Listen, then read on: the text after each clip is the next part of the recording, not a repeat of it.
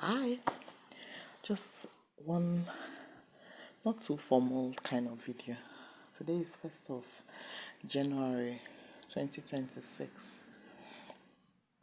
I just want to say, have you had a reflection of your 2025 and then into the new year? What are your goals? What are you grateful for? What are you grateful to God about 2025? What do you actually, maybe a goal you set that was not achieved in 2025, and then you're planning in 2026 that things are going to turn around? I usually like to do this stock taking because your existence really is all about reevaluation, reflections, reevaluations and reflections. If you're not doing it, you're likely to achieve much. So it just depends on who you are. What are your goals? What did you set as your goals in 2025? Were they achieved? If they were not achieved, what were the hindrances to that? And then here comes 2026. It's my earnest prayer for me on my part, because on my part I've been really long delayed in my career. A lot has been long delayed in all this conspiracy. But there is one gratitude I express to God, that even again this when I was in my reflection, I had to still be grateful for some things in my past, really, that equipped me without my knowledge for a lot of things I passed through in the last 7 years. So since about 2020, 2017, 2018, precisely 2017 really, till this last year 2025, it's been all about a lot of stagnation. And I know all these things are centered on this Ugu's family issues, the conspiracy with General Medical Council. I can't stop saying that the depth of hurt I have, honestly. Anytime I remember this number of years I had to waste for without reason, deep within my spirit I get hurt about the General Medical Council. Extremely hurt, I must say. Extremely hurt, because what I keep saying is it hindered me from even registering with other councils. I would have actually registered with other councils, really, and gotten my fix elsewhere.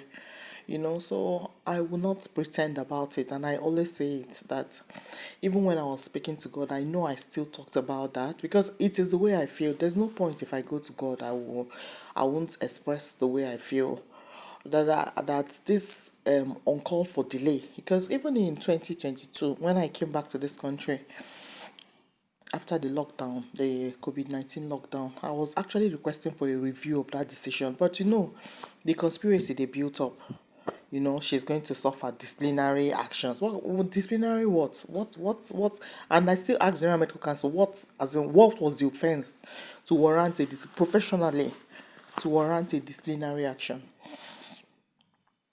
So I must say, anytime I remember it, a part of me is deeply hurt. I don't know. I just pray that God helps me heal from that, but it deeply hurt, because I had a lot of career stagnation. That's the problem.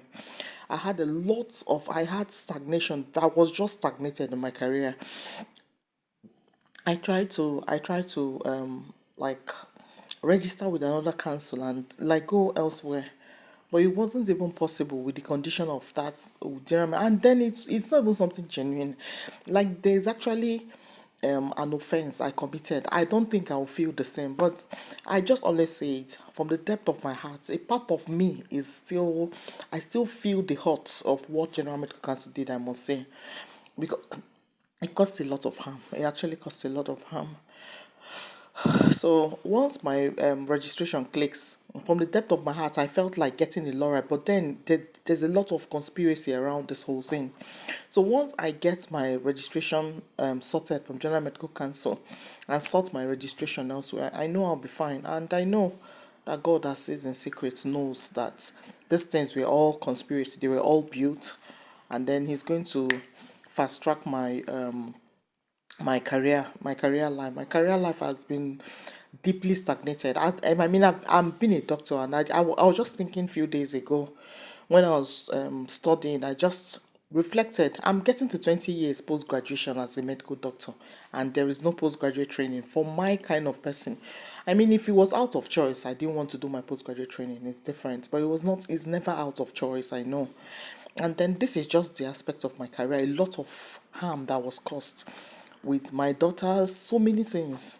So I must say, anytime I remember this aspect of me, a part of me gets deeply hurt. And they keep saying, Jesus will. That in fact, I don't even want to get into the story. But then, the reason for this video is essentially stock taking is important. Stock taking.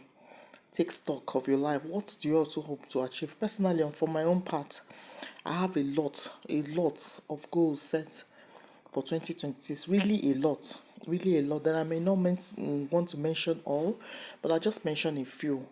I'll just mention the ones said just for privacy reason. I won't just want to mention all, but then let me just say that of my career, I just hope to achieve a lot of things. I just want by the time 2026 is ending, my mouth will be filled with gratitude to way my career moved, honestly, because I've been definitely declared. You know, my classmates, most of my classmates have actually specialized in first specialization and have gone for the second one, really, especially those that specialized in Nigeria. Most of them came abroad and went for like GP training again, as in the second one after their primary specialization, and I've not even had one specialization. So I just believe God. Another thing is, you know, it was in this same country in 2015. I just was checking up something, and I saw that my first admission in King's College was actually in 2015. So this masters, I would have had it. You see what delay is called. You see what delay is. So I mean, we are all different. We're all wired differently. That's what I say. We're all different in different aspects of our lives. My values might not be your values. That's what I always say. A lot of people don't believe, as in don't look at me, and they don't even see reason why I'm talking about career. Why not look for other ways to make money? And all? I mean, you make money in medicine. My classmates that are specialized, I don't think anybody is below average financially. Anyone that actually specialized, even those that didn't specialize actually. So that's what medicine is. You still make money in medicine. So if that is my interest, why not just pursue your interest and just at least feel fulfilled in that area. So we're all different. That's what I always say. And that's why I believe in this my principle of raising your children yourself. We all have our different values. You understand? Even from the same siblings, we're all different.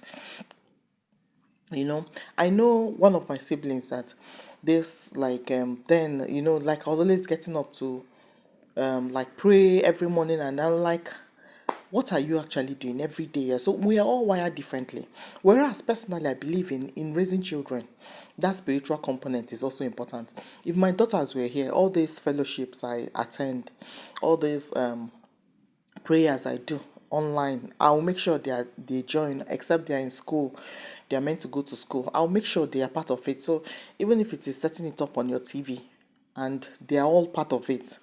You understand? I've seen, for me, I've seen kids that understood God early enough, how it helped them a lot. So it's something I really desired. It's something I prayed to God about in the three daughters, in Nene, Kamso, and Zizi. I really wanted that environment of knowing God early. Also, considering their background, the spiritual at the foundation, the foundation of their father's house as well. So is what I just wanted them. I just wanted them to know God quite early in life. Is very helpful. I know it helps a lot. I know it helps a lot. So that's one aspect again. That's something else again that I'm still talking to God about, because as they grow, it becomes more difficult. Inculcating some things in kids is actually better. You let them grow in this environment. That's what I desired, honestly.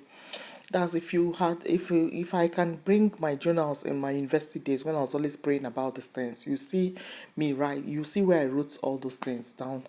That's really what I desired. So early enough to make my kids know God. Very early enough, very, very early enough. Early enough in the sense that if I'm attending fellowships, I'll go with them. So they also listen to the word of God.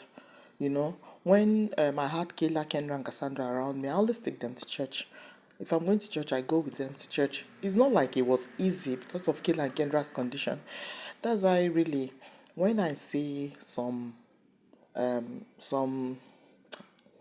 parents with normal children and they're complaining, I am complaining as onto I have females only. I mean, there's nothing wrong in desiring both sexes. I always say, but not that you do it in a negative way, considering that these are still children, and if your children are responsible children, you should appreciate it first. So, but there's nothing wrong actually in desiring, like I always say, there's nothing wrong in desiring extra, desiring more, desiring both sexes. There is nothing wrong in it. There is nothing wrong with it. So, this is a kind of thing. I know it's my value, and that's why it hurts me, the situation of things, the way they are growing, and they are not growing in that they're growing, but they're not growing in that kind of discipline I wanted them to have, because I know the way this generation is, your best bet is just to introduce God to your children very early. Honestly, introduce God to them very early. Let them grow to know God. Honestly, it will really benefit you. So that's it for that. 1st of January 2026. Set your goals, set your targets, your desires. Somehow it's beneficial to write them down, but assuming you don't even want to write them down, you have them in your head. This year I want to achieve, for example, going to this extent with my specialization, doing this, doing that. So it's one thing to set goals, is and then another thing is to work on it. Like I always say, there are times I was criticized. She's not serious. She's not this and that. I was speaking to one of my classmates and I told her the way you're working and earning is good, because you know why I emphasize on any adult to have reasonable financial independence is so you can take decisions and act on it. You understand? You can make a decision and you act on it. Assuming I say, oh, this time around I've looked at, for example, my house, for example, and I want to change the curtains in my house, and my desire to change it, I might know that these curtains here don't fit, or they're not, they don't match the house, but you're not able to do it because you're not earning. So that's why I'm that kind of person that always say, once you have gotten to adult age, have in reasonable financial independence, so you should be able to work and earn. That's my belief. It makes you to be able to do what you want to do, so you can get up and take a decision and act on it. For example, there was time I wanted to diet. I didn't start when I wanted to start. Even now, I'll still go back to it. It's not because of that same financial. So that's why I believe in any adult to should be able to earn. That's my belief. So that's it for that. I hope this video, like I like to talk about this reflection thing. Reflect. If you live a life of not having a reflection of what you want to do, your dreams and aspiration, where you want it to take you towards, and what you want to achieve, you might go 2026 again, halfway, end of 2026, achieving nothing. So that's it. Thank you for watching, and I just do hope that this is beneficial. It's added something positive to you. So until my next video, still me, and bye.